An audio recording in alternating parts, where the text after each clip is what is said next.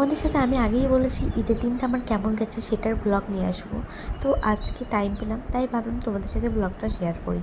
তো ঈদের দিন খুব সকালে ঘুম থেকে উঠে গেছিলাম, আর ঘুম থেকে উঠেই আমি আমার বেড আর রুমটা ক্লিন করে নিয়েছিলাম। তো এটা ছিল আমার রুমের ফাইনাল লুক। রুমটাকে একদম পরিষ্কার করার পর হাতটা দেখে নিলাম, দেখলাম যে হ্যাঁ ভালোই কালার হয়েছে। তো আমি তো ভীষণই খুশি, যেহেতু রাত্রে অতটা কালার হয়নি, সকালে উঠে অনেক ভালো লাগছিলো। তারপরে হাতের কালার দেখে নেওয়ার পর মা বললো তাড়াতাড়ি স্নানটা করে নাও। তো চলে গেলাম আমি স্নান করতে। আর স্নান করে এসে একটু স্কিন কেয়ার করে নিলাম। আর স্কিন কেয়ার করার পর মা ডাকতে লাগলো যে কিছু খেয়ে নাও। তো আজকে সকালে আমাদের মেনুতে ছিল ঘুগনি, গরম গরম ঘুগনি। এটা আমাদের ঈদের দিন সকালবেলায় হয়। আর মা করেছিল এই সেমাইটা। তো এই দুটোই সকালে খেয়ে নিলাম।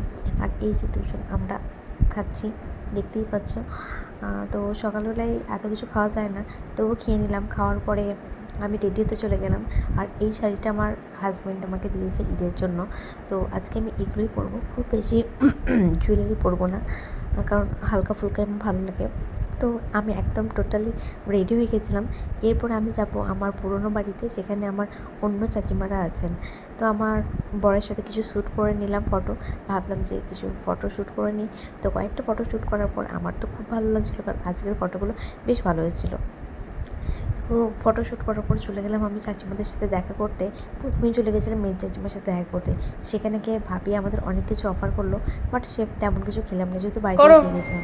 তারপর এই যে আমাদের ছোট্ট পুচকিটাকে দেখছে, ও তোমাদের সাথে হাই করছে। আর এখানে দেখো এরা দুজন ফোন ঘাঁটছে।